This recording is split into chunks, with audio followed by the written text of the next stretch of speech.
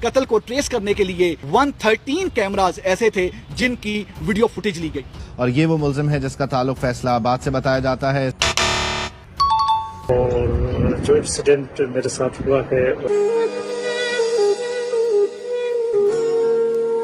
और बहुत ही shocking facts जो हैं वो सामने आए हैं और एक कंप्लीट स्टोरी जो इस वीडियो के अंदर हम रिवील करने वाले हैं, इससे आपको टोटली पिक्चराइजेशन हो जाएगी कि ये मामला कहाँ से स्टार्ट हुआ, वो पहले क्या करता रहा।